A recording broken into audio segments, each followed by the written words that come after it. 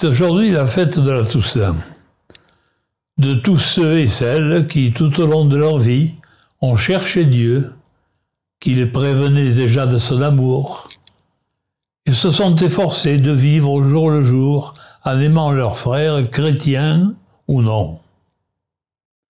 L'amour de Dieu les avait saisis et les avait fait enfants de Dieu. Et maintenant, ils voient Dieu face à face. Ils lui sont semblables parce qu'ils voient celui qu'ils avaient cherché toute leur vie. Ils étaient de notre quartier, de notre paroisse, et d'ailleurs dans le monde entier. Ils ont été reconnus par l'Église ou non comme saints. Ils le seront peut-être, mais ils sont maintenant auprès de Dieu. C'est une foule immense que nul ne peut dénombrer, dit le livre de l'Apocalypse. Ils sont membres d'une famille, d'une grande famille de saints, et nous appartenons à cette famille depuis notre baptême qui a fait de nous des fils et des filles de Dieu.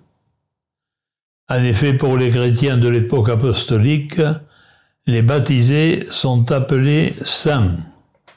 Ils sont devenus frères de Jésus-Christ. En eux, Dieu, Père, Fils et Esprit habite comme dans son temple. Et c'est cette présence qui les sanctifie.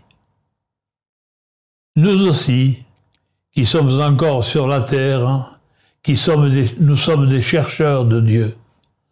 Nous ne le sommes pas seuls. Nous le sommes avec les autres, chrétiens et toutes les personnes de bonne volonté qui obéissent à leur conscience. Notre programme de recherche est simple. C'est l'amour de Dieu et du prochain, de ceux dont nous nous rendons proches.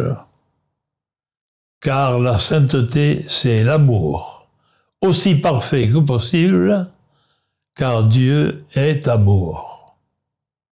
À la grande famille des saints,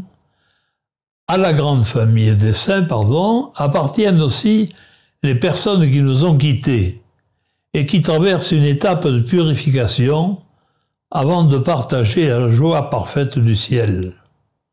On les appelle les âmes du purgatoire. En effet, personne ne paraît devant Dieu sans avoir rien à se reprocher.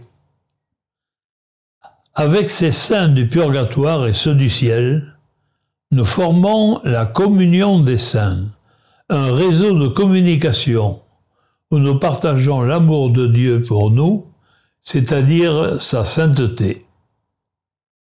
Chers amis, il nous faut nous familiariser avec les saints du ciel.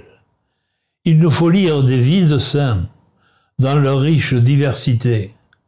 Ils sont nos modèles et ils interviennent pour nous auprès de Dieu, et ils sont pour nous des entraîneurs de l'espérance. Belle vertu de celles et ceux, comme nous, qui traînent leur savate sur la terre en direction du ciel, où se réjouissent les saints. Amen.